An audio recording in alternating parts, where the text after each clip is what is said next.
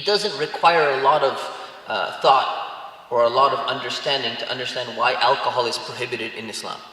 So for most people, most Muslims who want to stay away from alcohol, not only would they stay away from it, they realize the blessing. They say, Alhamdulillah, I'm so glad that Allah has forbidden alcohol. Because you see a drunk person walking by and he's doing some ridiculous thing, or you hear about someone, beat up his own family because he got drunk and he came home and beat up his kids and beat up his wife. And you say, Alhamdulillah, praise be to Allah, Allah has protected us from this. Right? So that's something that we understand the reasoning behind it. So the more we, and we can understand the reasoning behind many things. The more we reflect upon the wisdom behind why Allah has prohibited certain things for us, we can also feel more comfortable that, when I don't do this action, there's a good reason. And I'm very happy about it, and I'm glad Allah gave me this teaching. Rather than, oh man, I wanted to say something about, Brother Mike, but I can't even open my mouth. Every time I want to say something, there's some rule that's being slapped in my face and I cannot do it. Our mentality needs to change. Our understanding needs to change. So when it comes to this specific thing, when it comes to insulting other people, when it comes to talking bad about other people, especially when they're not there, what did the Prophet, peace be upon him, teach us? What did Islam teach us? Well, there's a hadith which is narrated in Sahih al-Bukhari and Muslim, where the Prophet, peace be upon him, he said, do not be envious of one another. He said, don't envy one another, don't want what the other person has. And then he says, do not outbid one another, just to raise the price. If you're in an auction or you're buying something on eBay, and you're just trying to raise the price on the other person, and you're trying to buy something, and you don't want the other person to buy it for $50, you just take it up to 60 because you know he'll get it for 70. You're just doing it to annoy the person. He says, don't do that. And then he says, don't hate one another. And then he says, don't hold grudges against one another. And then at the end he says, do not backbite one another. Do not insult one another in absentia. And then he says, be fellow brothers and servants of Allah. Now the thing is, what is this hadith trying to say? It's trying to explain the entire context of brotherhood and sisterhood within society. And what it's saying is that when you do any of these actions, if you show envy, if you show this, if you're doing that, and then it says even if you insult one another or you backbite one another, what are you doing? You're destroying that brotherhood and that sisterhood within society. That's what you're doing. Because now you don't know who's going to be talking bad about you. You don't know if this person talks bad about this person, and if you go with the whole, American freedom thing, so I'm free to say whatever I want, I have freedom of speech. So I can go insult your mother, I can insult your brother, and you can come and insult my dad, and we just insult each other. What kind of society are you going to produce? What kind of people are you going to produce? What kind of camaraderie are you going to have? You won't have a community. You're going to have a bunch of individuals who are highly individualistic in their thinking, and they're primarily going to be focusing on their own rights, but they're not going to think much about their responsibility to other people.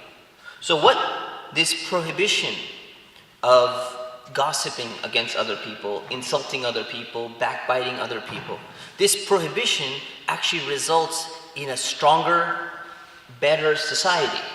And that's one of the wisdoms behind it. So when we think about it rather from a communal perspective, rather than purely from an individual perspective that I need to just hold my tongue. No, I need to hold my tongue, but this is the benefit of holding my tongue. It's going to actually result in a stronger community. We're going to have more love between people. We're going to be a greater social unit. That's the reason. And when we understand that wisdom, it's easier sometimes to realize the beauty of Islam. Now, even if we understand that, we're still going to be tempted. Because human beings, they say on average, speak somewhere between 17,000 to 10,000 words per day. Right? And some studies have shown that it's different between the genders. And I leave it up to you to decide which gender is usually using more words, right? So the thing is this, we use a lot of words, we say a lot of things. Now the question is that it's so easy that when a thought comes to our mind, we can just go ahead and say something against someone else. But when we realize the underlying spiritual cause or ignorant cause that makes us do these things, we can kind of tackle it a little bit better. So it's like a disease, right? Any disease, any physical illness you have, you try to understand not only the symptoms, you try to understand the underlying root cause. So there are three main root causes of why people backbite or gossip or talk bad about one another. Number one is this misconception that people have. The misconception is that as long as you're not lying, it's okay. If you're lying, you're slandering that person, you're saying bad things about him, but it's not true. So the assumption is when you go and you talk bad about someone, if all of a sudden, you say, oh man, I can't believe, Muhammad failed his exam and he doesn't study for finals, he's a really bad student. And someone goes, hey, we shouldn't talk about him like that. That's kind of like, that's against Islam, it's backbiting. Because, well, I'm just telling the truth, it happened, right? You hear people saying exactly that, trying to justify what they're doing by thinking that since they're not lying, it's okay. And this is exactly what happened in history. It happened during the time of the Prophet, peace be upon him. So one of the companions, after the Prophet defined what backbiting or what gossiping is, what happened, he asked a question. And this is beautiful, that the companions, they used to ask questions to the Prophet so that we understand, a little bit more nuance and a little bit more detail on his teachings. So this companion said, Messenger of Allah, what if I speak the truth about him? And what if I'm just telling the truth? Is it okay then, if I'm saying something bad, but it's true? And the Prophet, peace be upon him, he said, if you speak the truth, then you are backbiting. And if you lie, then you're slandering. Meaning it's a double sin. Because you're lying and you're talking and you're insulting the person. But if you tell the truth, you're still insulting the person. Because the definition of backbiting, the definition of insulting that person is saying something that they wouldn't like, that you're saying that about them, and they're not present. That's the definition. So that misunderstanding causes many people to say, well, I'm not lying, so it's okay. That's problem number one. Cause number one. Cause number two is that people love stories. Look, we're human beings. We love stories. In the Quran, there are stories. There are many stories of all the different prophets, and Prophet Noah went to such and such and he built the ship. And why are there stories, not just absolute moral principles like a law book, like a philosophy book on ethics? Why are stories there? Because it's part of being human. Not only do they entertain us, we try and derive things from them, but we have that natural desire to want to hear these type of things. So people love stories. People love to hear stories. And people love to tell stories. And what ends up happening is, in social gatherings, you're sitting with a group of people, and what ends up happening, you start talking about so-and-so, and you start, did you hear about Zayd? Oh yeah, you know what? I think, he divorced his wife, Maryam, last month. No, he retracted divorce after that. No, I think, their kids are gonna really have a problem. It's so sad what's happening to that couple. And you just start going off. And then you're in a group, at a walima or wedding gathering or whatever it may be, and everyone else starts contributing to the story. Did you hear? You know what? This has been going on for a long time. I remember 1 year ago, you know what he said to her? And then it just continues. And the gossip just goes off and off. And everyone starts contributing to that story. And sometimes peer pressure plays a role as well. Because if you're sitting at a table and everyone else is gossiping about someone, you're the only one who's just sitting there. You're like, I'm the only one who's not contributing to the story. Let me throw some fuel on the fire as well, Let me go ahead and add something in as well. And then everyone starts gossiping. And this becomes a really big problem. And we need to be very careful about it. So yeah, stories are nice, but if you're in a gathering, think about something else to say. And cause number three is an underlying spiritual cause. And that's envy. You see, when you're envious of someone, when you don't like the fact that someone else is successful, they're doing something good, they're doing something right, and you don't like that, you want to put them down. So what do? You backbite them. You gossip, you insult them. You say, that guy thinks he's so good because he got all A's this quarter, or he got hired at that company right even before he graduated. Or you think he's so good, well, you know what? I heard that he talks back to his parents. Or I heard that, he's really cheap, he doesn't tip when he goes to a restaurant. You just think of something to say to insult the person, to put them down because you're jealous of them. That person got promoted to vice president. Oh yeah, well, do you know how he deals with his family at home? What does his promotion at work have to do with how he deals with his family at home? There's no connection between the two.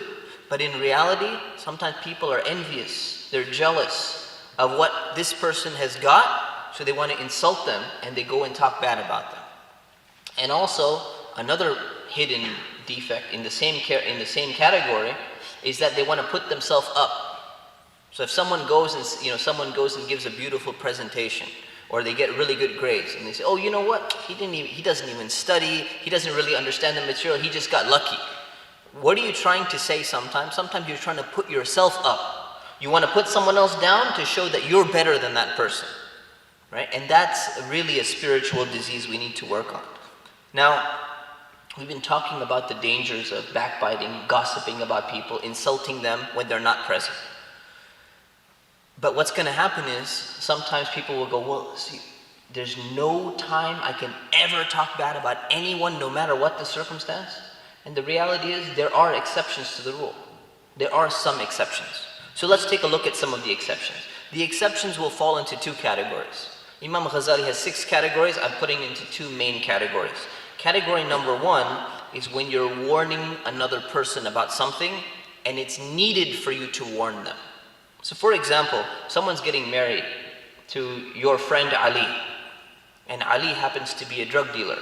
And Aisha's family comes to you and says, we wanted to know, you're kind of close to Ali, can you tell us, is he a pretty good guy? And you're like, I don't want to backbite him because that's haram, right? So you just like, I'm not going to say anything bad. So I say, he's a decent guy and I don't want to say anything.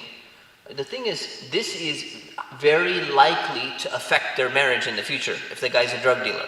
Okay? If the guy did drugs once in his life and they were soft drugs and there's no, evidence of any type of, future harm and brain damage or anything like that, that doesn't necessarily have to be disclosed. You don't have to go and say everything. But in cases like this, you have to explain to the person, say, you know what, I want you to know that the guy happens to be a gangster and he deals drugs, and this may potentially affect your marriage. You're obligated to disclose that information. But to who? Just to the family who needs to know. You don't have to go and put it on Facebook. You don't have to make a Snapchat post about it and be like, by the way, just to let everyone know, my friend Ali happens to be a drug dealer and he's struggling with it. You don't need to tell everyone. You only tell those people who need to know. When it comes to employment, it's the same thing. When you go and apply, if you're a manager or someone, you let one of your employees go, somebody calls you and they say, brother Umar, he used to sleep on the job. I can't say that though because I would be backbiting him. You have a responsibility to the next company. You have to say what specifically they need to know because it's going to affect his future performance. Right? When it comes to business, same thing. You're engaging with business, someone ripped off another person, they're going to go in business with this person, you're afraid that they're going to somehow have the same problem, you need to do that. When it comes to oppression, people always ask me after a khutbah like this, they're like, so we can't talk bad about Donald Trump, because we're backbiting him as well. The thing is this, when it comes to oppression, when it comes to unjust policies, when it comes to Syria or, Burma, what's going on with Rohingya and all of that, when we're talking about informing people in order for them to know that an injustice is happening, and because they're actually going to be able to do something about it, or maybe their public opinion will somehow change the policy somehow, then that falls in the same category of as needed. But you don't need to talk about, oh, Trump is so fat and he looks like this and his hands are such big and all of that other stuff. That's not necessarily going to lead to any policy changes. That's just, low blows getting him. Maybe he seems like he may deserve it sometimes, but we should not necessarily be doing that. This is as needed. That's category number 1. And category number 2 is when you need to consult with someone. Consulting with someone is a very gray area though. So when you're going to a counselor, you're going to an imam, you're going to a sheikh or something like that, and you're talking about your issues in your family, and you say, I need to talk about my brother, I need to talk about my father because he's doing some bad things, but I don't want to backbite him. You're going to have to bring that up if you want like a custom tailored advice on what you're supposed to do. But that doesn't mean that you go in your entire circle of friends and you say, they're all my counselors. So I'm going to vent all my feelings and frustration about every single brother and sister I have in the entire community, and this is like my counseling session. No, because now you're going to be spreading insults about all these people. And people always ask me that question. They say, well, what if I have all my friends and I just have to tell them everything? And then the common question is, what about between spouses? And I said, no, not between spouses even. You should not go and you say, but it's between spouses like a secret. You can't do that. If I told my wife as an imam, all the stuff that I deal with, she would not respect, several people in the community. It's not good. You shouldn't reveal those type of things unless it's absolutely necessary for either consultation or because they really need to know. So now, if you realize that you've been engaging in backbiting and insulting other people, and you want to repent, you want to ask Allah for forgiveness, what do you do? Well, the first thing you do is you simply, sincerely sit down and you ask Allah for forgiveness for all the people that you've insulted in the past. And that's very important. It may take a very long time. I mean, you should do it on a regular basis. You should ask Allah to forgive you for all the words that you've uttered which were not pleasing to Allah, which were not in line with Islamic principles and Islamic values. The second thing you should do is you should go to the same group of people that you were insulting that person to, and you spread good ideas about them. So if you were talking bad about, brother Yaqub in front of his family, and then you realize, you know what, I shouldn't have done that. You ask Allah for forgiveness, and then you go back to that family, and you try and say some good things about him to kind of undo or compensate for the damage that you've done in the past. But then the common question is, do you have to go and ask that person for forgiveness? Now there's a hadith about this, but some people misunderstand the hadith. Imam Nawawi explains this hadith in detail. He says, if the person knows that you were talking bad about them, then you go and ask them for forgiveness. And that's a requirement. You should do that. You should say, I know I've said some bad things about you, and you know I've been saying that, and I realize, you know what, I shouldn't have done that, and I'm very sorry, and please forgive me. And ask their forgiveness. But if someone doesn't know that you were saying these things, then not only you don't have to go to them, you shouldn't go to them. Imam Nawawi, he says it's better you don't go to them. Because if you do, imagine, your best friend is Zayd, and you go to Zayd, you're like, you know what, we've been best friends for 10 years. And I just realized, I've actually been backbiting you for 7 years to everyone. But now I've decided to ask Allah for forgiveness. Will you forgive me too? What's going to happen to your friendship, right? It's going to be a big problem. If the person doesn't know, you just ask Allah for forgiveness and you try and spread good ideas about them so that you can compensate for what you've done in the past. And the last thing before we conclude is there's something called, there's secondhand smoking and there's third-hand smoking, and you inhale it. There's something that I call secondhand backbiting. And that's listening to backbiting. And it's just as dangerous and it's just as deadly and sinful as engaging in insulting and backbiting other people. And look at what the Prophet, peace be upon him, said. This is a hadith narrated by Imam Tirmidhi and Imam Ahmad. The Prophet, peace be upon him, said, whoever hears a believer disgraced in front of him and doesn't help him, and he's able to do so, Allah will disgrace him on the Day of Judgment. If you can come to your aid of a believer and someone is being insulted and you don't do anything about it, you just sit there or you say, you know what, well, I didn't say it. I was just at the table. I was just listening to the story. I was just hearing what's happening. I didn't comment on it, but I didn't engage in it. You are partly accountable as well. Because also, when we talked about people love storytelling, the only thing that motivates people to keep on gossiping and talking bad about other people is that others are listening. So if you show interest, oh really? Really? Aisha said that? Zayd did what? Did he do that? And then the person's going to keep on going. So you motivated that person to do that. So what you should do is you have 3 options. Option number 1 is the best option if you have the confidence to do it. If someone starts talking bad about someone else, you stop them and you say, you know what? This behavior is not befitting of a Muslim. We should not talk like this. Or use whatever nicer language that you want, depending on the person. If you don't have this confidence to speak up and correct the person in front of you, and everyone has their own, time and what they have. If you're not able to do that, try and just change the subject. You're sitting at a table, someone starts talking about someone else, just change it. There's a million things to talk about. You could talk about the latest technology that came out. You could talk about the latest fashion that's existing. The new hijab came out. The new car came out.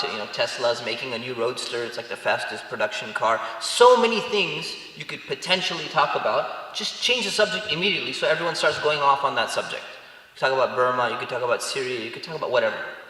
And if you can't do that either, because either you're not slick enough to kind of change the subject, or the guy just keeps coming back, or she keeps coming back trying to bring it back on that subject, then you leave.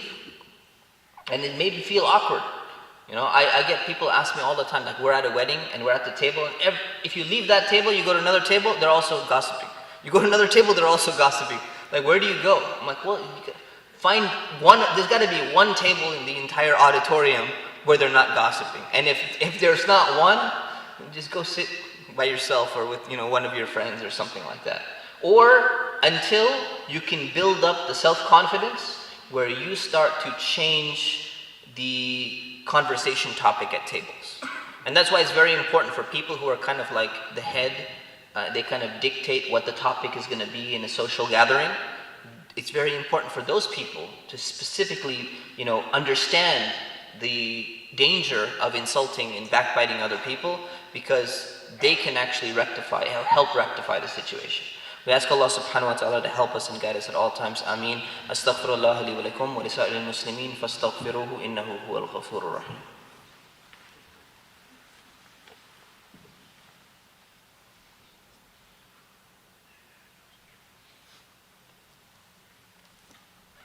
Alhamdulillah, wa salatu wa salamu ala rasulillah wa ba'd. So just to do a quick recap, we were talking about gossiping or insulting or backbiting other people, talking bad about them when they're not present, and saying anything, whether it's true or false, that they would not like if they heard you saying this thing. That is what classifies as gossiping or backbiting, and it's called ghiba. We need to be very careful about that. And then we talked about so many different ways to do it. We talked about the wisdom behind how this affects society and how it actually messes up the brotherhood and sisterhood within a community. We talked about 3 of the main causes of why people do that and some of the misconceptions that exist.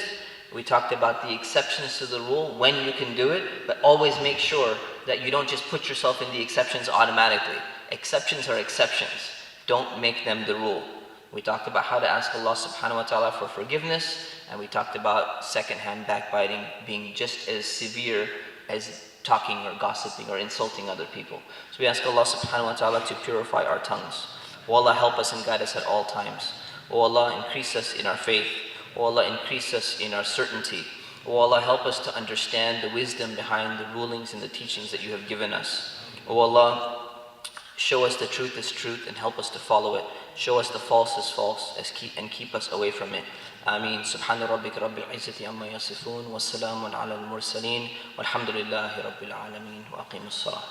So I've been asked to speak a little bit about my life, specifically the part of my life where I drifted away from Islam and I drifted back towards Islam, and I ended up becoming where I am today, an imam and a professor in Islamic university. So I will do that, inshallah. I will share the story, and I think the story is important and is relevant for people, and that's why they're interested in hearing about it, because if we lived in a different time, people would not be so interested in hearing a story which normally people would like to suppress and kind of keep it under the covers and just pretend like these type of things don't happen in the Muslim community. But I think the reality is that we're starting to understand that not addressing issues that the Muslim community is actually facing is more detrimental than actually bringing them up in a controlled and in a responsible manner. So, inshallah, with that said, we'll start. I was told to take about an hour.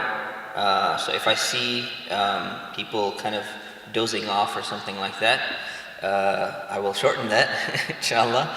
And then we'll have time for Q&A, inshallah. I'll ask you a bunch of questions and you can give me the answers. I'm just kidding. Other way around, inshallah. But if you want to take my questions, I'm willing as well. All right, so this is something that's becoming more common, so we can address this, inshallah. So my background, normally the way that I've done this in the past is somebody interviews me.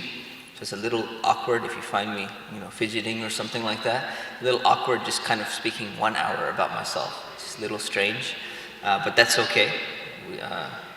I'll just suck it up, inshallah. All right. Bismillah ar-Rahman ar-Rahim. So let me tell you a little bit about my background. I was born in Cerritos, California, which is Southern California. It has the exact opposite weather that you're having right now. It's very nice and warm and pleasant, but it's okay, alhamdulillah. It's all a test from Allah. I grew up in the city of Tustin until 2nd grade, and then I moved to, I grew up until Cerritos until the 2nd grade. Then I moved to another city called Tustin. This is all Orange County. Orange County is a fairly affluent area, if you're not familiar with it. It's very good weather, a lot of tech people, a lot of doctors, a lot of, you can see a lot of spoiled people as well. Let's not use the word affluent. A lot of spoiled people. So that's kind of how I grew up. I went to Tustin, I went to a middle school in Tustin. I went to Tustin High School. I was an honors student. I was a pretty good student, but I didn't really care about grades. I didn't really care about school. So I got the grades, had good grades and everything, but I didn't care about school. I didn't really read books. I was not very interested in anything, to be honest with you, except just having fun. So my parents were Muslim. We come from a background, Indo-Pak background. My father was born in India. My mom was born in Pakistan. My father migrated. They both were technically they're from Karachi. I really don't know anything else about my family. I don't know my grandfather. In fact, I just know his name, that's it. I don't know my great-grandfather. I don't know any of my great-grandparents. I didn't even know what tribe I came from until someone in high school told me, hey, are you from that tribe? And I'm like, I don't know. Then I asked my parents, and they're like, no, he's making fun of you because your Urdu sucks. The way that you speak the language, it just really sucks. So he asked me, he's like, are you Khan? I'm like, Khan? Like the actor like Khan? He's like, no, Khan means like, are you from such and such place? And I'm like, I don't know. I asked my parents and they're like, no, he's making fun of you because you speak Urdu with a very bad accent.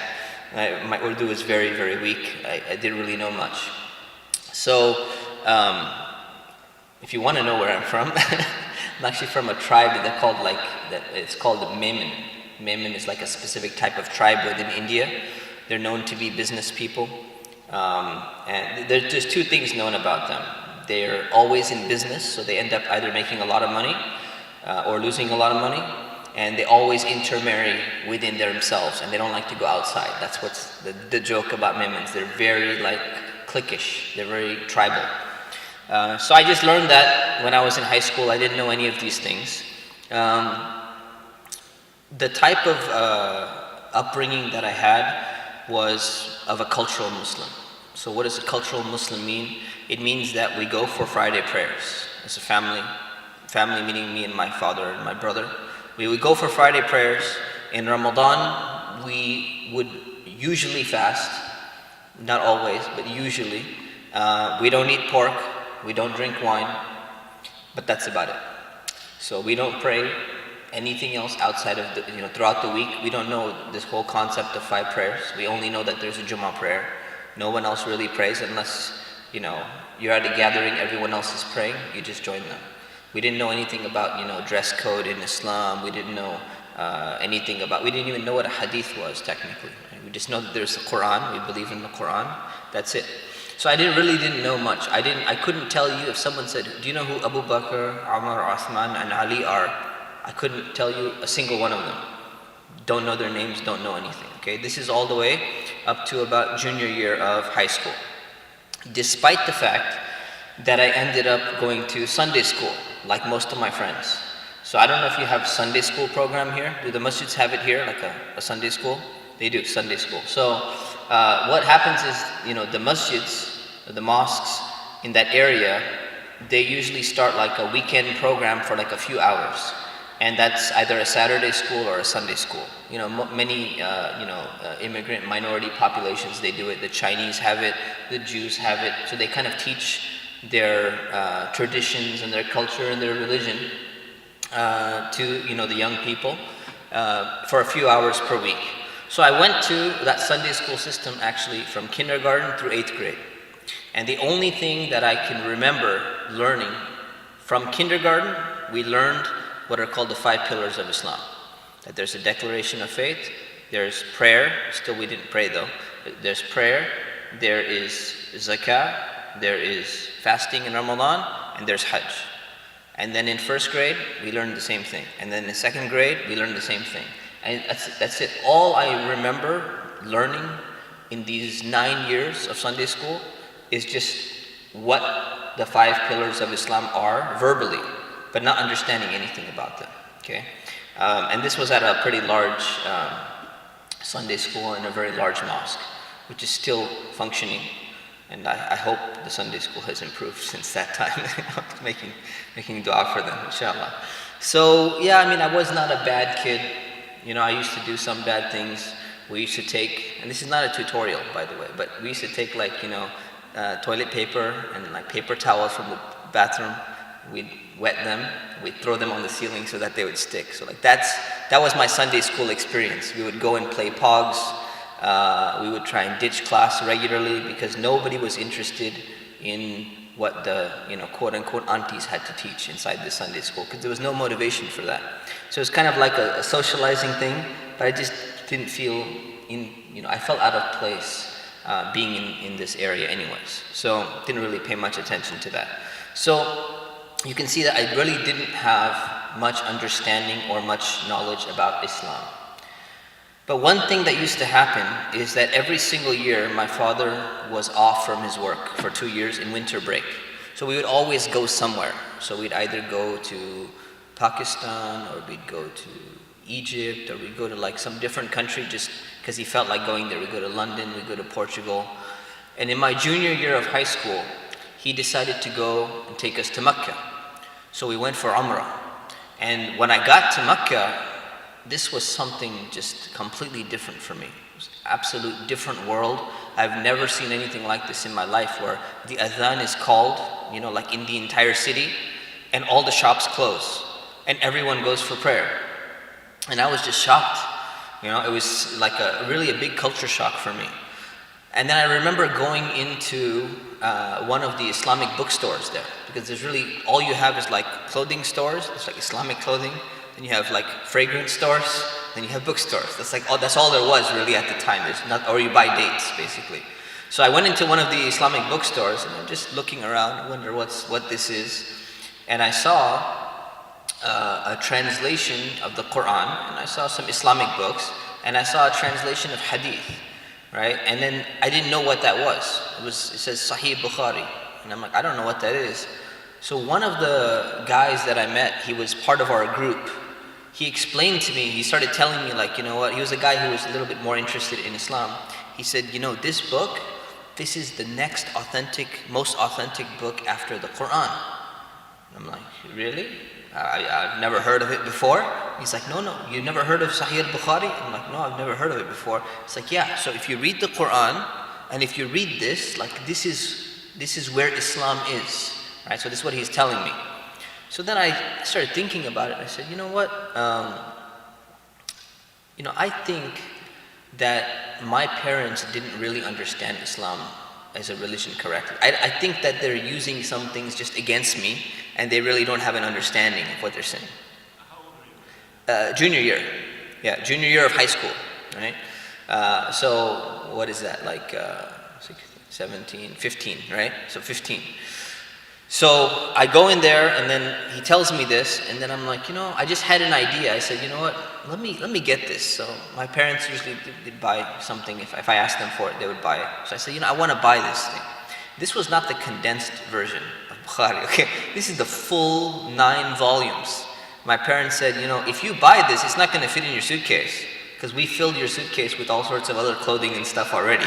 So you're going to have to carry this on the airplane. And I'm like, I'm fine. I got my backpack. I'll carry it, you know. So I bought a translation of the Quran in that bookstore, and I bought the entire translation of Sahih al-Bukhari, 9 volumes. And I remember carrying it with me on the airplane, you know, in my backpack. It was really heavy. But I wanted to kind of like learn, so what is this Islam that I was supposedly raised on? What is this religion about? So I had like an interest in finding out, you know, what does this religion actually teach? And I wanted to kind of catch my parents on some things too, because I had a feeling that they're just kind of using Islam against me whenever they want me to get something done. You know, obey your parents, and, you know, do such and such thing and all of that. So I remember, having an interest in that for a brief time. And I started thinking about, what is the religion that we're raised on or that I'm raised on? Is it correct? So I started thinking, I started reading a little bit of this Bukhari that I bought, a little bit of the translation of the Quran. And I said, let me look at the other religions that are there. So I kind of just didn't really read anything. I just talked to some of my friends. When I heard about Christianity, the few things I was exposed to, I think I had maybe watched an Ahmed Deedat lecture once in my life somewhere, somehow. It just never made sense. The idea of Trinity and original sin and all of that. I said, this would never happen. I'm not interested in Christianity. I looked at Judaism, and I'm like, the only thing I really know about Judaism is that there's like a chosen people and there's a selected people. And I'm obviously not from them because my blood is not from that tribe. So that eliminates that. This is, remember, 15 years old. This is my detailed analysis of religion, that to the extent of what it's worth, right? And then I looked at, Hinduism, and I had some Hindu friends as well. And I'm like, so you guys, I remember going to their homes and they would put food in front of the idol, and then every day they would take the food out and then they would throw the food away. They would put more food in front of the idol. So I'm like, so what's going on? They're like, yeah, the idol eats the food, spiritually. I'm like, well, can I have some of that? Because you're going to throw it away anyways. And they're like, no, this is the food the idol has eaten it and they threw it away. I'm like, this doesn't make any sense to me, So I'm like, that religion doesn't work. Judaism won't work for me. Christianity won't work for me. So I was kind of like, okay, this Islam, this makes sense. This seems to be a good religion, but I think my parents didn't get it right somehow. Something's not right. Let me learn for myself. So I started reading a little bit of the Quran in English, started reading a little bit of hadith from Bukhari and all of that. And what I used to do is I had no teacher, I had no context, I had never read any other books. So I started to kind of read the Quran for myself, giving it my own interpretations. So that was around the time where I started becoming a little bit more interested. I started debating my friends and be like, Islam is the truth and it's the right religion, and look, I found this website that proves it, and look, if you read the Quran, everything is going to be good. And I did that for a little while, and I started praying, but for me, it didn't make sense to pray and not understand what you're saying. And it's too difficult to go and learn Arabic. So I started praying in English. I said, this is, God is going to accept, like God should accept this, because at least I'm understanding what I'm saying versus what the other people who don't understand what they're saying. So I was a little bit arrogant, you could say, kind of like looking down upon other people, because I read the translation of what's said in prayer. And I'm like, see, I'm better than this person. These people don't even know what they're saying. Because like for most people from my parents' generation, they've been saying the exact same thing for 40 years in prayer, and they don't know a word of what they're saying. They can't tell me what ihdina sirat al-mustaqim means, and they say it every single day, or at least every Friday, and they don't even know what it means. So for me, that always bothered me. Something was wrong with that. So I started doing that, and then I started kind of adopting whatever I thought the Quran was saying, or I kind of made it say whatever I wanted it to say. So it's kind of like, if it doesn't make sense to me, I'm either not gonna take that, or I'm gonna kind of modify it to make sense. So I started doing some weird things, like for example, like I said, I was praying in English. If I'm driving to school now, I would be driving, and I'm like, I was tired, I don't need to wake up for Fajr. Fajr is a morning prayer, so as long as you pray in the morning, it still counts as a morning prayer, But if I'm getting late for school, I don't want to be late for school either. So I would pray while I'm driving to school. Not a safe thing to do, But obviously I'm not doing the whole prayer. I'm just like, I'm praying, I'm reading my English Fatiha, in the name of God, the compassionate, the merciful, praise be to Allah, praise be to God, So I'm going and making some of the motions, and I'm, making a turn and all of that stuff. So I did that for a while, and then I started finding some websites online. And while I was reading those websites, I was trying to prove that the Quran is the truth, that it's like miraculous. And I found some of those websites and started debating with my friends. But then when I would read some of the hadith in the Sahih al-Bukhari, I'm like, this doesn't make sense. I don't understand, why would something like this even exist? And then I found some websites which start critiquing hadith the same websites which are trying to prove the Quran start critiquing hadith. And I came across that one book, a very famous book, The Bible, Science and the Quran by Maurice Bucaille. And at the end of it, I didn't read the whole thing at all, but I just read the excerpt where he started critiquing hadith, saying that the hadith are not in line with science, but the Quran is. So I read that snippet somewhere on a website, and I started doubting the veracity of hadith. And I said, this doesn't make sense. So there's a group online, I don't recommend you really look into it, but it's not a big deal. There's a group online, they're called submitters. And they're basically a group of people who are like Quran only. They don't accept anything but the Quran. They don't accept the validity of hadith at all. And when I looked into that group, I felt like I could relate more to that group, because what they're trying to do, the reason why it resonated with me, is that they're people who say that the Muslims have got their religion wrong. Right? This is where they made it messed up, and this is the right way. So for me, I'm like, that resonates with me, because I'm like, I know the Muslims got the religion wrong. Something's not right in our community. So that really resonated with me. So I became basically someone who rejected hadith completely, and I'm just following the Quran. But that's the only thing I know about Islam. I don't know anything except whatever I open, I look in the Quran, and I find my English translation, and that's what it says. Right? So that's junior year, that's senior year, and then I get into university. So when I go to university, I end up in a philosophy class in my first year. And that philosophy class was a critical thinking class. And there's a book that we had. The book is called How to Think About Weird Things. And it talks about, talks a little bit about Socrates and Aristotle and Socrates.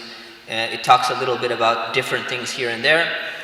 But then when I got in that class, one interesting thing happened. So one day, and this is really what changed things for me a lot. One day I'm sitting in the class, and the teacher says, he starts talking about statistics. And he goes, among Americans, I don't remember the number exactly, but it's like 32% of people still believe in angels. And then he said 27% still believe in Santa Claus. And I'm like, it's ridiculous, And then it's like 18% still believe in demons, right? And then, look at the wording, very clever. Still believe. Like basically we've evolved to a point where, we're not supposed to believe in these things, but they say still believe. And then he said, how many of you still believe? And he started mentioning all these things like the tooth fairy and Santa Claus. And I'm like, these ridiculous people. I've always been very skeptical, even skeptical about claims of like jinn possession, and everyone, has a bad day and all of a sudden he's possessed by a jinn. And this is all part of this culture that we live in, or that, Muslims grow up in. So he said, how many of you still believe in God? And that question just shocked me because of the answer. So I raised my hand, and one other guy raised his hand, and nobody else in the class. And that was like a defining moment for me. So like I couldn't believe it, because my understanding up until that point in time was like, in high school, I'm like, everybody believes in God, right? That's like normal, whether they understand or they don't, whether they practice a religion or not. It's just like everyone believes in God at least, right? And that moment it hit me that my entire class, none of them really believe in God. Or they were just intimidated by the professor or whatever it is, but they weren't even confident enough to raise their hand. And the only guy who raised his hand, I looked at the guy, the only guy who raised his hand was like this weirdo, Bible-thumping, Christian missionary type of guy who's like the weird, crazy guy who everyone hates. Like you'd never want to be associated with that guy. And that broke my entire worldview down. And from that moment, I started asking so many questions, and I started like thinking like, how do I even know that any of this exists? How do I know that, there is God? I just kind of assumed everything else, that, there's got to be a creator. Everyone believes in a creator. It's not even a question. So like the idea of atheism or agnosticism or saying that you don't know if God exists, it was not something that really crossed my mind at all. Especially in high school. Even though the majority, like almost all my friends, none of them are Muslim. I don't really hang out with Muslims at all, except at Sunday school and like at a wedding or something like that. And if it's like a wedding, it's like half of them are Hindu and half of them are Indian. And I'm not really close to them because just I'm forced to be there because my parents are there, right? So it doesn't really, none of this resonates with me. So that was something that really shook me. So I decided at that moment, I said, you know what? I'm gonna prove this professor wrong, right? So I'm gonna show him, you know? So what I did was that I went to Barnes and Noble and I started searching, and I'm like, I'm gonna read this How to Think About Weird Things book. I'm gonna understand it, and I'm gonna come back to the professor. And what I'm gonna do is I'm gonna go and I'm gonna find a book, on atheism. I'm gonna read it, I'm gonna understand the arguments, and I'm gonna go back and I'm gonna blast this professor. And I'm gonna get him really good. So I bought this book. It's called Critiques of God. It's like essays from like the most famous, or you could say infamous, atheists in the field of philosophy.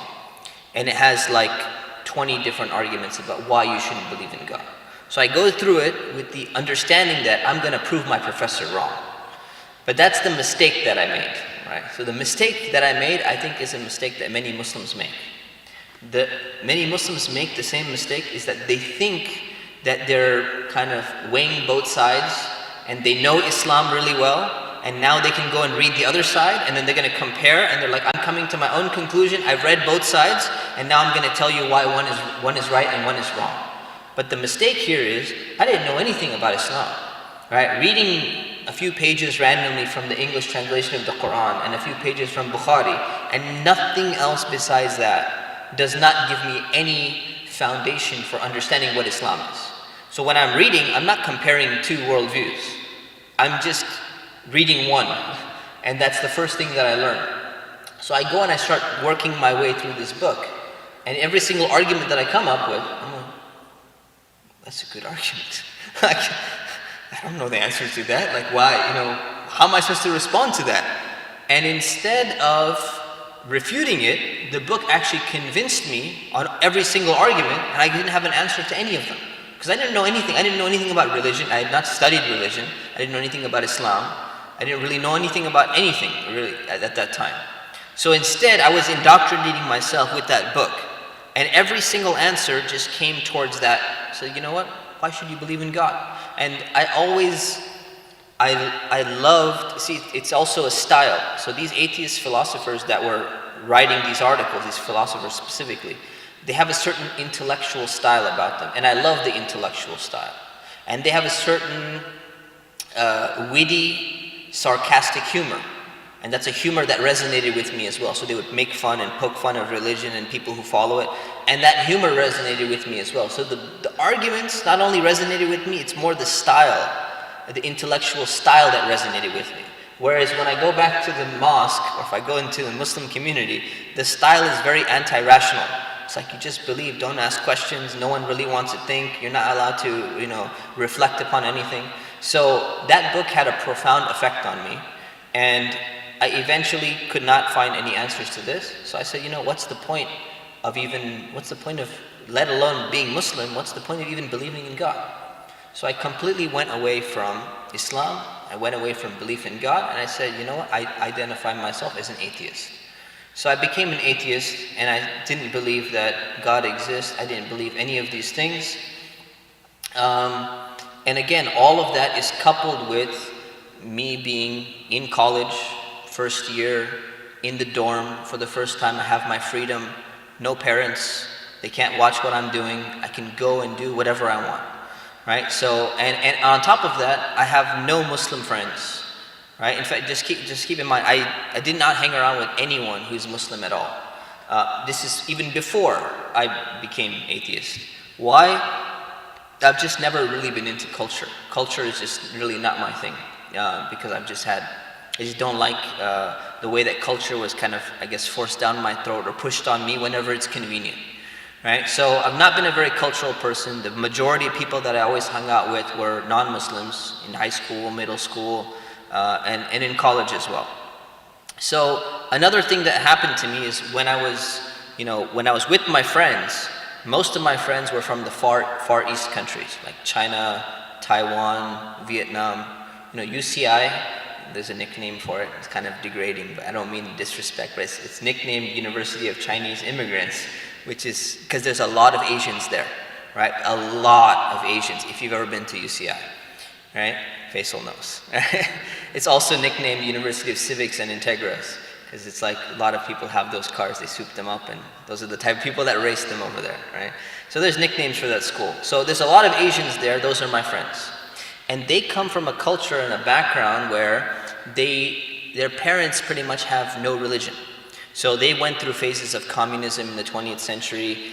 Their parents are not religious at all. So my friends are all identifying now as atheists openly.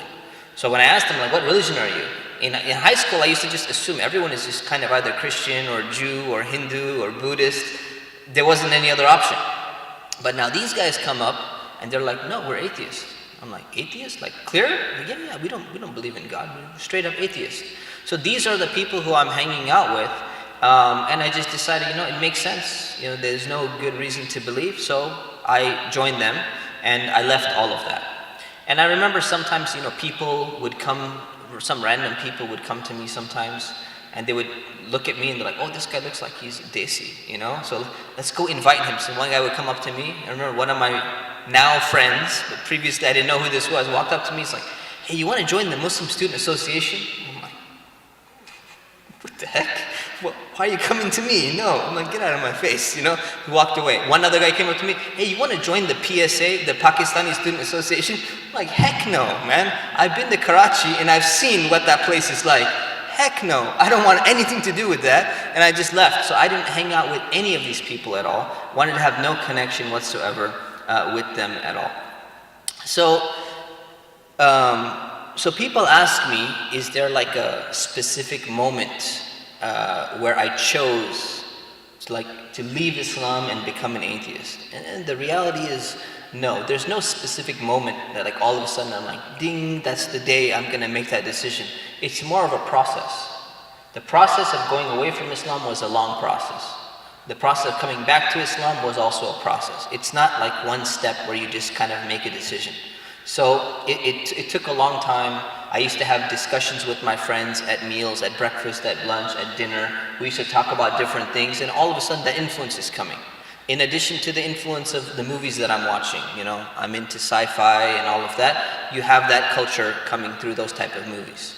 The music that I listen to, right? We're not even going to get into what type of music I listen to, but the type of stuff you listen to has an effect on you. So some of the stuff that I used to listen to was, definitely not leading me, probably, I'd say most of the stuff I listened to definitely was not leading me in the right direction. So one person asked me, said, what was it like? What did you feel like when you were going through that period and you had gone away from Islam? Did you feel lost, and did you feel depressed, and did you feel all of that? And the reality is, not really. I didn't feel lost. I didn't feel depressed, because for me it was like I had all these shackles of all these rules, parental rules, mixed in with the Islamic rules and the religious rules and the cultural rules, and they're impeding my freedom, and they're preventing me from doing whatever I feel like doing. So once those shackles were kind of gone, I was just like, I could just do whatever I want now, So I started, going to nightclubs, I started going to raves and all of that. But what's interesting is that for some reason, I never wanted to drink. So I never drank alcohol. Alhamdulillah, except accidentally one time in Islamic University, but that was a long story. Right? Never intentionally drank, and even pork, like it was something that I just grew up with finding just disgust towards it. Like I cannot walk through the supermarket and like smell the pork section. It just bothers me. So I could never eat any pork, even though I could do whatever else I want. I could do anything, but these two things just kind of like stuck with me, and I never crossed the line on them intentionally here. So this happened for about a year, right? So about a year, this is what was happening. There was no purpose in my life. There was no meaning in my life. I was just, like I said, like an animal, just trying to have fun, trying to enjoy myself, and that's it. My grades started going down, really down a lot compared to what my grades were before. And then I got into street racing. So you watch movies like, Fast and the Furious and all of that stuff. This is before those movies came out. I got into street racing. So with some of my friends. Now, street racing is a very dangerous thing. So let me throw a disclaimer out there. It's very dangerous, and you can not only kill yourself, but you can kill somebody else. So, like I said, Orange County, spoiled kids. So my parents got me a brand new car at this time. It was like the year that the Lexus IS 300 came out. So they got me that the same month that it came out. And that's like a big deal in Orange County, because like everyone wanted that car. So I got that car. It's pretty fast.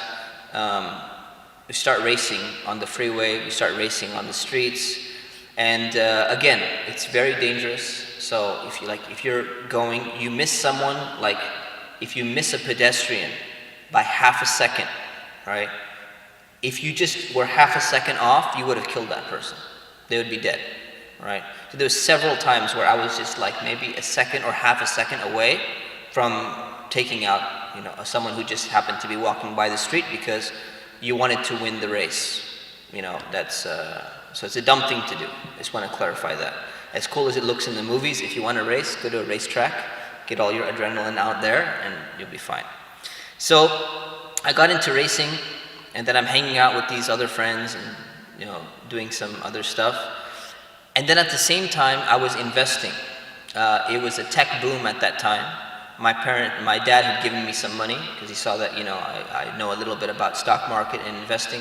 So I was investing, and everyone was making money in the tech boom at this time, the .com boom, and everyone is making something. So I was making money as well. So I was investing for a long time. I was trading. Sometimes I was day trading, and everything was going fine for me until one fateful Friday, where it was Friday morning.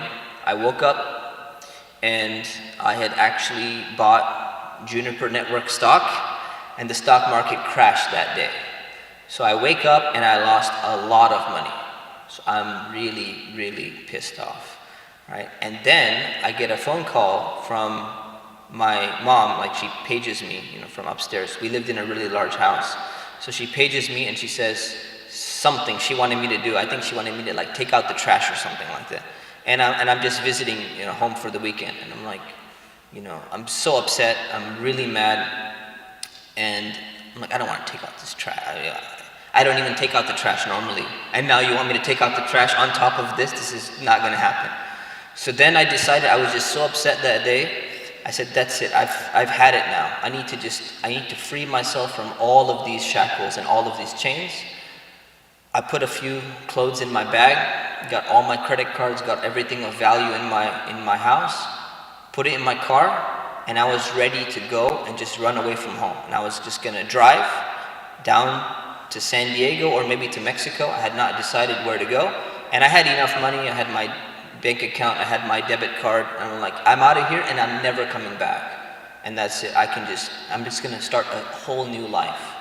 And so I get in my car, I'm ready, I'm charged up, and as soon as I go to reverse my car, I realize that my mom was having, she just started to become a little bit more religious. So there was a group of aunties that came, and they were having a tafsir class in my mom's house. And one auntie parked right behind my car, so I couldn't back out. So now I'm really pissed off, right? So I go inside the house yelling, and I'm like, who parked behind my car? And this one auntie, she came out and she's like, beta, I'm sorry, it was me, I'll move it right now. So I'm like, move your car right now, I need to go somewhere, not telling her I'm running away from home, but I need to go somewhere, you need to move your car. So she goes, and it's funny because this auntie actually remembers to this day that incident, and she's like, I was the one behind your car. I'm like, I know. Right? So I tell her, you're gonna move your car. So she moves her car, I go, and I'm gone. So I'm on my way, I'm taking the 5 freeway south towards San Diego or Mexico. Going all the way down, Now the thing is, I don't drive this route. So for me, despite being a good student, I'm not thinking very well. So for me, 5 south means that the road is just going to go in one direction all the way south. If you take the 5 south from Orange County to San Diego, you realize it does not go in a straight line south. It curves and curves and curves, and there's a lot of curves. So I'm driving, turn on my rock music, going down, and then of all the times that someone had to come and try to race me, it had to be on this day. So a Nissan 300ZX twin turbo cuts in front of me and gives me the racing signal. Now among street racers, there's a signal. I won't tell you what it is, but it's like you flash certain lights a certain amount of times, which means let's race, right? And I'm really in a bad mood, lost money, running away from home. This is the worst time to try and race with me. And obviously it's a dumb race too. I'm not even thinking straight, because an IS 300 versus a 300ZX twin turbo, they don't have the same suspension. So one of them, the Nissan is way, way better, no matter what the driver does. But I'm like, you know what? I can always there's no way this guy is going to be more daring than I am, because I'm pissed right now.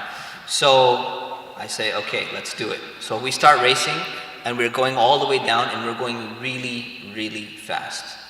I can't tell you how fast it was going for legal reasons. You'll find out why. But it was really fast, and you don't want to go that fast. And keep in mind, it's not a straight road. It's a curvy road. So we're curving and we're going around and everything. And I make one turn on one of the roads, and my car spins out of control. And literally, at this very, very high speed, it does like a U-turn on the freeway. Okay? And I end up hitting the center divider and hitting like 3 other cars. My car is salvage, frame damage, like total, basically. So I get out of there, and I'm perfectly fine. There's not a scratch on my body, nothing. No, whiplash, nothing. So I'm perfectly fine. So I go back home, everything's, fine. And then, some of these same like aunties in the community and some people keep coming up to me and they're like, you know what? Allah saved you for a reason. You should have been dead. If you look at your car and you look at what happened, you should have been dead. And I'm like, whatever. I don't believe in this stuff. I don't even believe in God. What are you talking about? So they kept on saying that, and I'm just like, it's in the back of my mind. I'm like, whatever. I don't care about this. But then what really got to me was the police officer who came to write up the ticket and write up the accident. He visited me later on at my house, and he sat down with me and he goes, you know what? He says, I know exactly how fast you were going. And he was lying too, because he could not have known exactly, because there's no speed cameras or anything. But he actually did know the right number, which is funny. I don't know how he knew that. So he says, I know how fast you were going, and that's attempted manslaughter. And I'm going to make sure that you go to jail. I guarantee you, I will make sure that someone like you is going to go to jail. And that's when I got really scared, because for me, it was all about having fun, enjoying my life. And you go to jail, all your fun is done. It's all over. And there's some, bad things you read about and hear about what happens in jail, right? Don't need to explain that explicitly. So I was very afraid, and I was very concerned. And I started thinking, I said, who's going to help me? Like, what can I do? My parents cannot help me. No, the witnesses are not going to, change their testimony against what happened. There's nothing I can do. So at that moment, I just thought about it. I said, you know what? I'm in big trouble. So there's not a single person who can help me get out of this. So then I said, you know what? Let me just try. I was just desperate. I said, let me just try, and I will call out to God and see if He can somehow do something. So I made a dua, I made a supplication, and I said, oh God, I don't even know if you exist, and I don't even know if I believe in you, but if you do exist, I said, I basically made like a deal, maybe not the best thing to do, right? I said, if you exist, if you get me out of this, I make a promise that I will, and I was not overzealous, I will at least try a little harder to find out what the right religion is. That was like my condition that I made.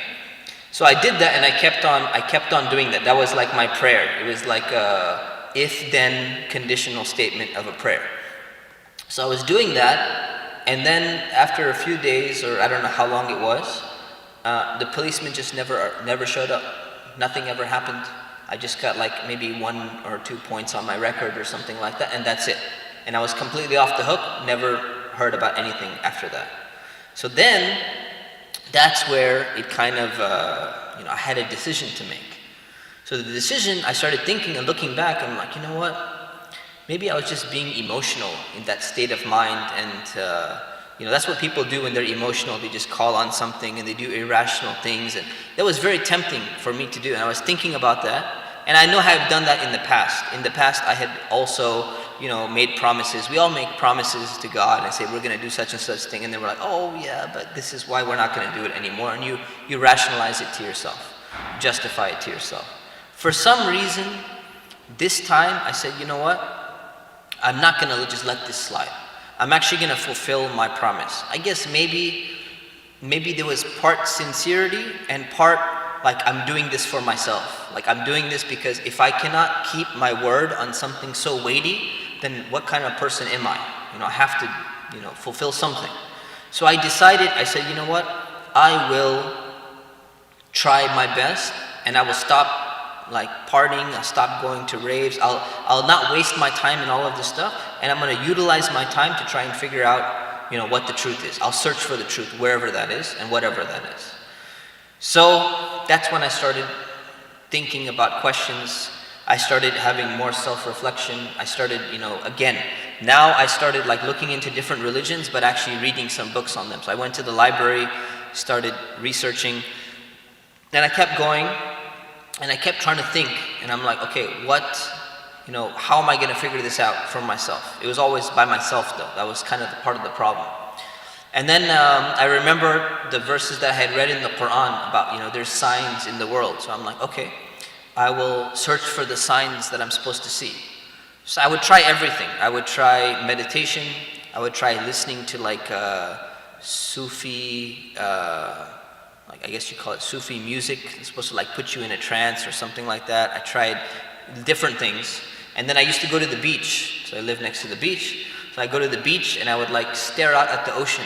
And I remember that there's a verse in the Quran that says, you look in the seas and everything, there are signs for people who reflect. So I would sit there and stare at the sea, and I would just get frustrated. And I'm like, what am I supposed to see? Like, I'm not seeing anything. There's nothing here. Like, what am I supposed to get from this? I just don't see it. So I tried all these different things. But then I started attending khutbah as well, again. So I went on Friday one day with my dad again. He doesn't know any of this was happening at this time. So I just go, I'm like, hey, I'll go with you on Friday for the khutbah. So I went, and usually khutbah for growing up was always like the most boring thing in the entire world. I could not focus on what the guy's saying. We don't even come on time. Almost no one comes on time anyways. Their goal is to aim for the Arabic part of the khutbah, where there's a lecture and a khutbah, so you just aim for the Arabic one. You get like 5 minutes where a guy reads from a book, and that's it. It's extremely boring, and guy has very can't really relate to that person. So finally we go to a different guy. For some reason my father had started going to this new guy. We go to this new guy, and when he gives khutbah, I'm like, hey, this guy seems to be kind of intelligent. He seems to kind of make sense.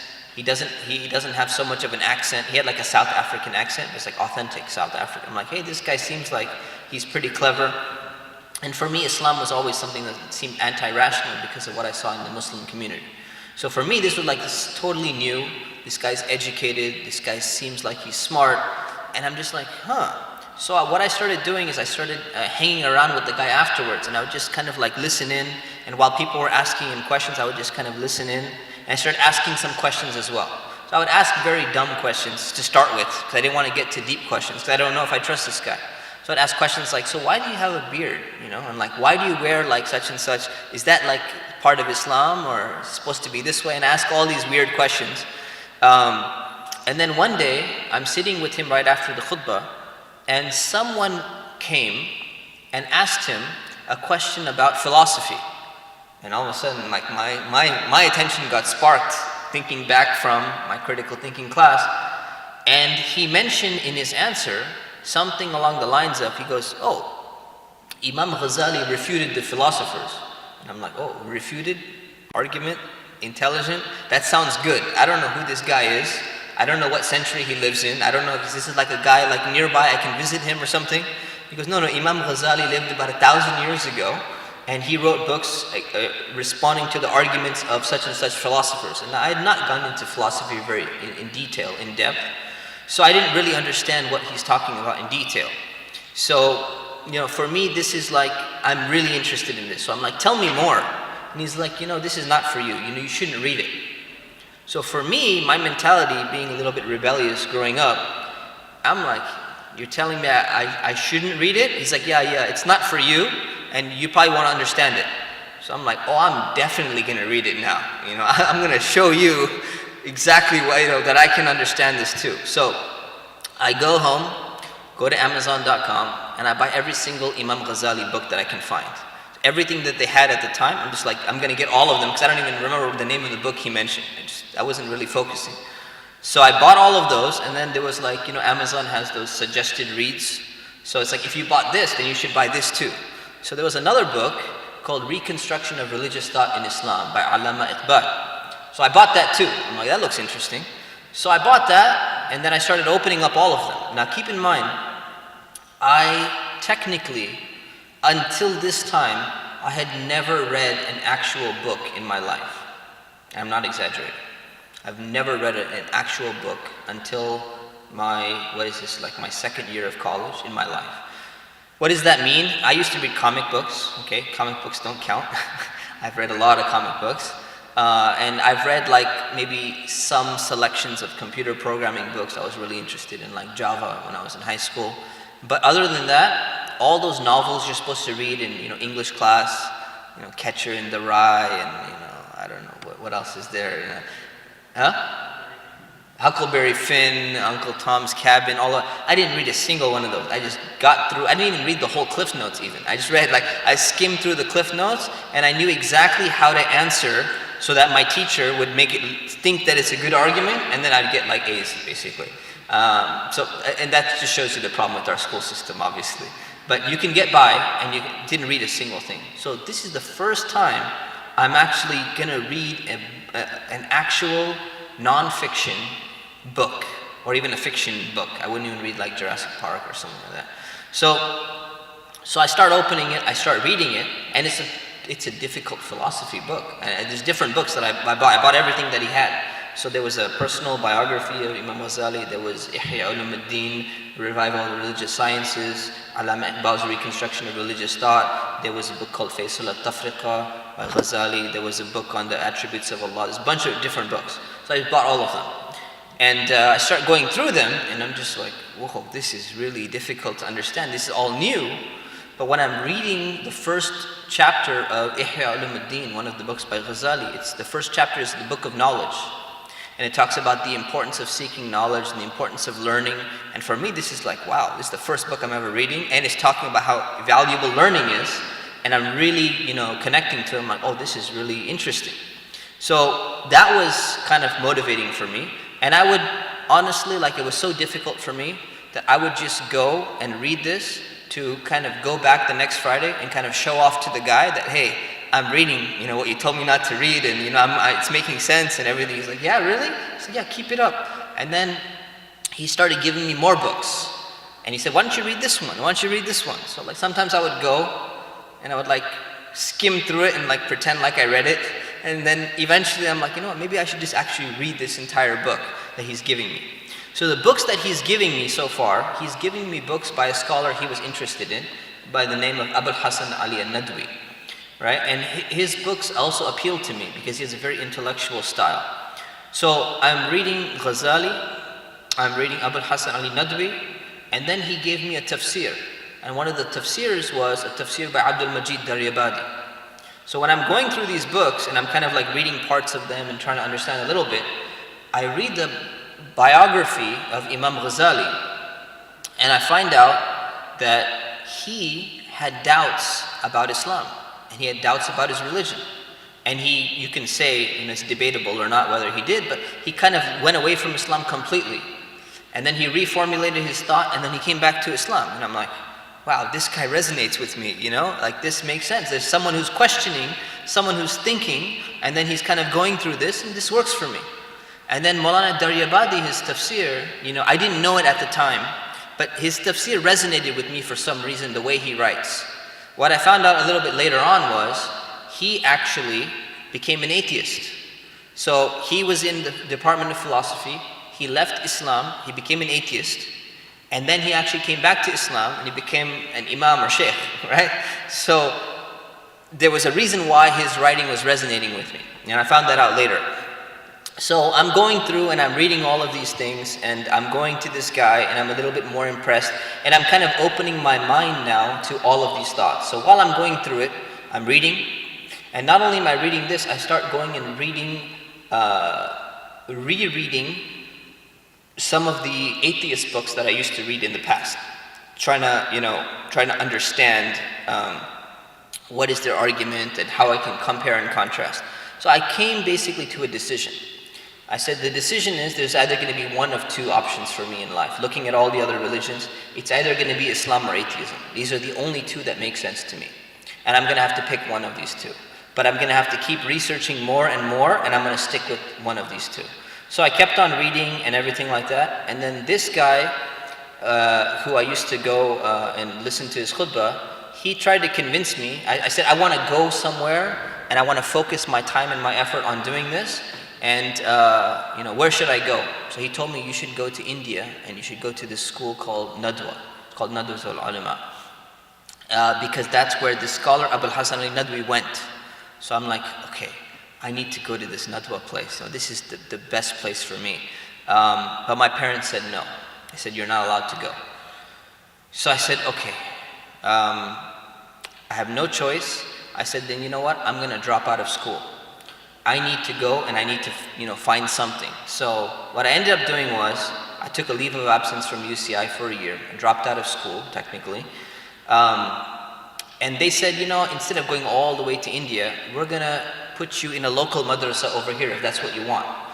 So I'm like, it's not ideal, but I'll take it. So remember, in my mind, madrasa means Imam Ghazali, intellectual questioning, all of that stuff. So I go to San Diego and I join this madrasa. Madrasa is like an Islamic school. So I go there, and it's the absolute worst experience of my life, because I'm thinking, the thing is, I'm reading about Ghazali, and Ghazali went through a school system known as Madrasa Nizamiya. Alright, so I'm like, oh, madrasa, if it produces people like this, then it's gotta be good. And then I go to this madrasa, the only thing that they have in common is the word madrasa. Alright, so I go here and I have the absolute worst experience of my life. I can just go on and on about why that happened, but I won't go into details. I lasted 2 weeks, traumatized, I get out of there. So then someone says, you know what, oh, that madrasa is not very good. You went to the wrong one. Why don't you give it another chance? So I'm like, all right, fine. So they put me in another madrasa in another place. And this one is, I would say, slightly better than the other one, but it's still like being in jail, and it's literally like a living nightmare. None of the other students would do their homework. It was dirty, it was all sorts of things, right? So I'm like, if this can't be Islam, like this is not what I'm reading in the books. Something is not right here. So I didn't last very long in that madrasa either. So I left. So my parents said, good, now go back to school, because they're very career oriented. They're like, you need to quickly, you need to finish your degree, and you need to get a job, and you need to get married, and then your life is done. That's all you need. That's what life is about. So that's their understanding of life. So I said, no, I'm not going back to school until I, complete this mission. I am on a mission to find something. I need to do my best. So I need to do that. I'm not going back to school. So they were very upset. So what I started doing is I didn't know where to go, and I don't know really who to ask. The only other guy said, go to India, but I can't. I don't have any money. After I lost the money in the stock market, my accounts were, revoked, like any responsible parent would probably do anyways when they find out your son is trying to run away from home. So you cut his expenses so he can't run away from home again. It's not a bad idea. So I have no money, can't go anywhere, can't do anything. So I go to the only place that I know. I said, okay, let me go to a library that has a lot of books and I can read. So I go to the UCI library. So I'm going to UCI, but I'm not enrolled in the school. So every morning I'd wake up, I'd drive to UCI, park, and I would sit there the entire day in the library until nighttime and just keep reading. And I'm reading about two things: philosophy, specifically epistemology, and then I would be reading about Islam. So I kept on reading, and then eventually that kind of like slowly moved me closer and closer towards Islam. So then I started praying again. I started, understanding a little bit more about the religion. And then I'm meeting Muslims on campus, and I'm like, well, technically it says in Islam you're supposed to be praying with other people, not just praying by yourself. So I start going and I see these MSA, this Muslim Student Association, and there are people who are praying there, and I'm like, I guess Islam says we should pray together, so let's pray together. So I start praying with them, and then all of a sudden, they're like, hey, this guy seems to like know something about Islam, whereas we really don't know much about Islam. So they started saying, why don't you give a lecture? And then why don't you teach a class? And why don't you do this? And why don't you do that? So basically everything I learned, I would start going and teaching it. And somehow I got involved in the MSA, even though I'm not enrolled in school at the time. It was kind of strange. So then I said, you know what?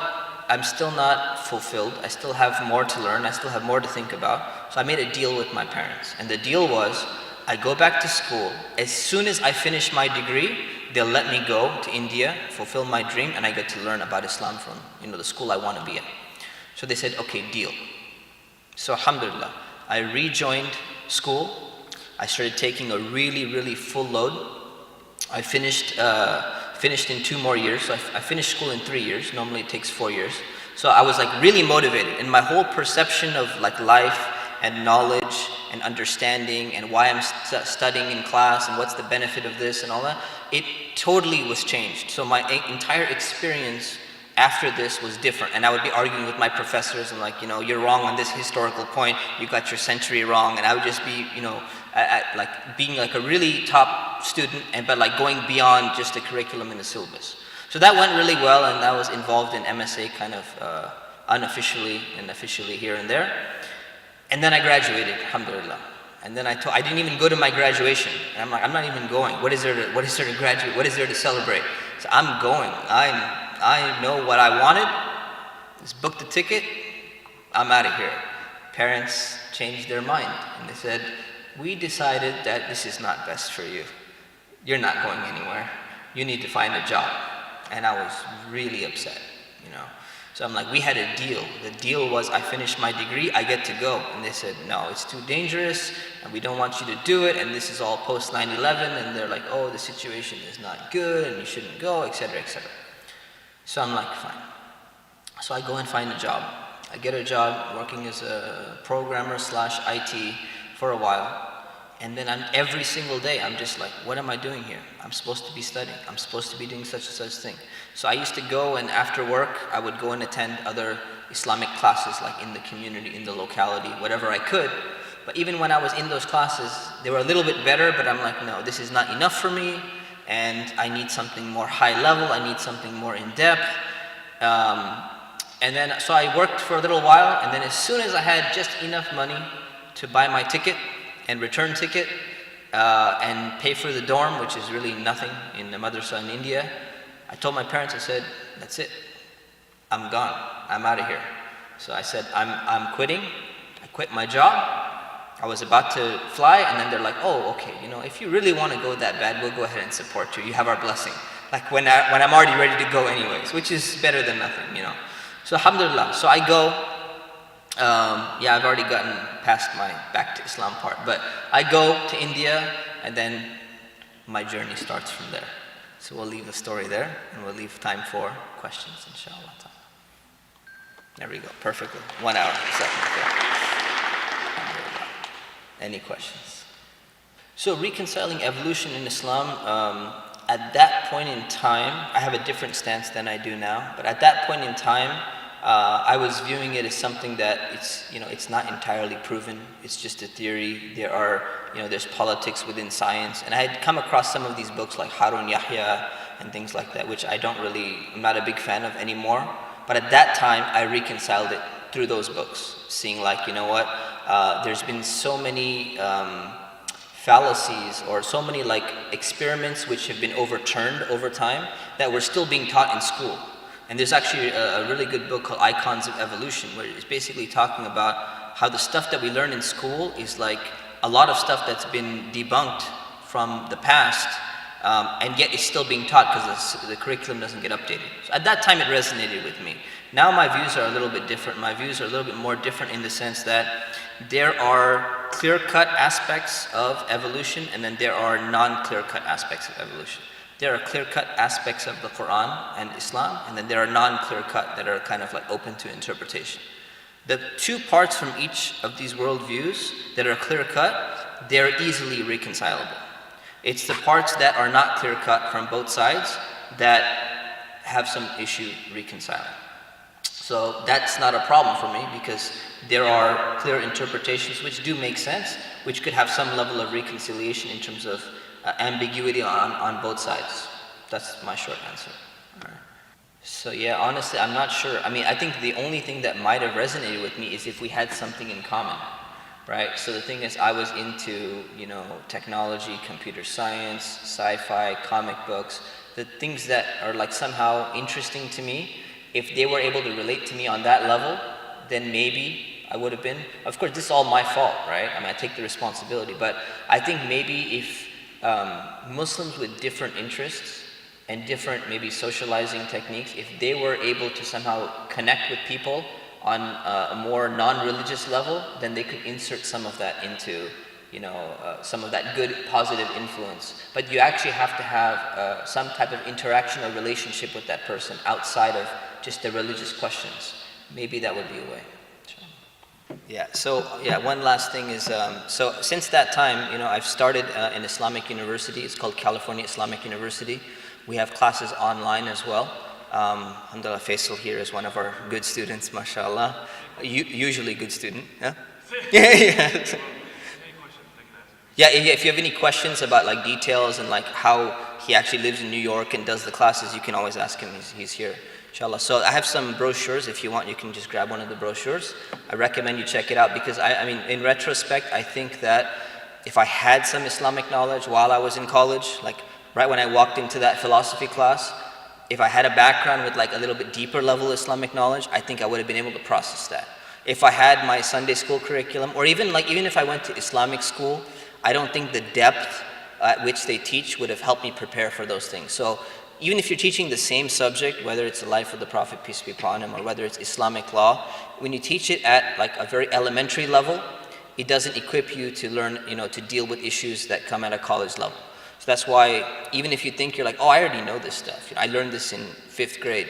Well, when you relearn it, when you're more mature and you relearn it like at a college level, it's different and helps you process issues differently. So check it out, inshallah. Jazakumullah khair. Assalamu alaikum, everyone. Just more about the classes. I was kind of like Shaykh Mustafa growing up as well. Kind of went to Sunday school, didn't really have a strong foundation of Islam growing up. And I went to UCI as well. And I heard about CIS at the time, College of Islamic Studies. Now it's California Islamic University. And I was like, I was pre-med at the time. I'm like, I have a lot of classes going on. I don't have time for this, right? And when I realized how easy it was to take a class on the side, I was like, well, I should have done it earlier.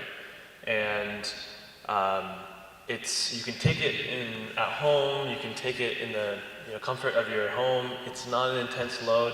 For some of the classes, I would say it's probably about, like you said, 4 hours. Like I would say 4-hour commitment, including the lecture.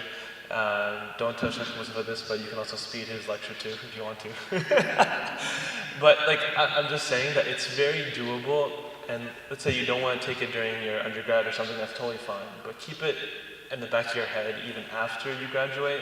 Like, let me just take a class. And you can audit a class, you can do it for a grade.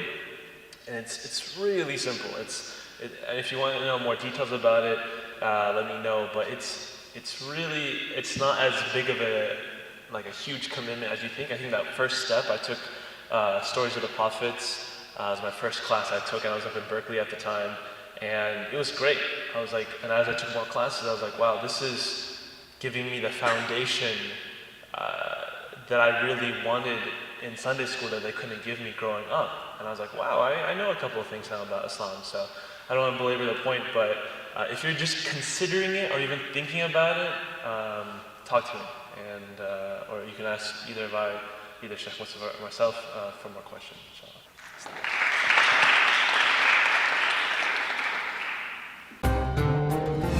ITV, Call of Peace, Save Humanity.